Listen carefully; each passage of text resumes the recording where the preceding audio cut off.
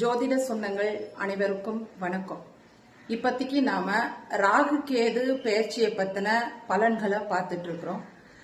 25வது வருடம், அதாவது 2025வது வருடம் மே மாதம் 18ஆம் தேதி கிரக பெயர்ச்சிகளான ராகு கேதுனுடைய பலன்கள் பத்தி தான் இப்ப நம்ம சில பரிகார முறைகள் பார்த்துட்டு இருக்கோம். இப்போ இந்த ராகு கேது பெயர்ச்சி அடுத்ததெல்லாம் எந்த ராசிக்காரங்க கொஞ்சம் முன்னெச்சரிக்கை தனத்தோட நடந்துக்கணும் அப்படின்னு கேட்டீங்கன்னா, மேஷ ராசிக்கு 5வது இடமான பூர்வ புண்ணிய ஸ்தானத்துல கேது பகவான் சிம்மர் அமர்றார்.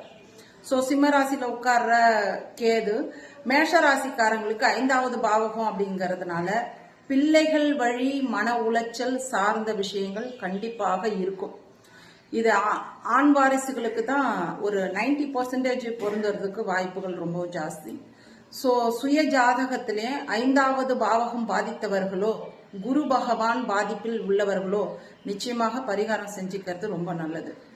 அதே போல 5வது பாவகம் பூர்வ புண்ணிய ஸ்தானம் தொடர்புடைய இடம்ன்றதுனால பூர்வீக சொத்து சம்பந்தப்பட்ட விஷயங்கள்ல வம்பு வழக்குகள், பின்னடைவுகள் சார்ந்த விஷயங்கள், இப்போதைக்கு ஒரு 1.5 வருஷத்துக்கு பூர்வீக சொத்தை பத்தி எதுவும் நடைமுறைக்கு எந்த டீலிங்கும் எடுத்துட்டு வராம இருக்கிறது, இல்ல அதை பத்தின விஷயங்கள்ல வம்பு வழக்குக்குள்ளார போகாம இருக்கிறது, இதெல்லாம் கொஞ்சம் தள்ளி போட்டா ரொம்ப நல்லா இருக்கும்.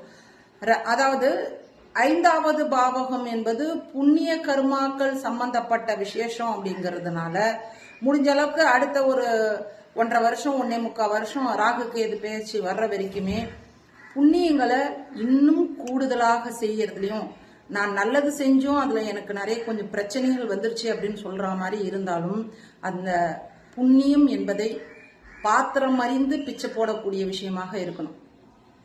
இப்போ ஒரு அடிப்படை தேவை, ரொம்ப எமர்ஜென்சி, இதெல்லாம் பாத்திரம் அறிஞ்சு பிச்சை போட முடியாது. கண்டிப்பாக அஸ் ஏ ஹியூமனா எல்லோருக்கும் அந்த நல்ல மனம் இருக்கணும்.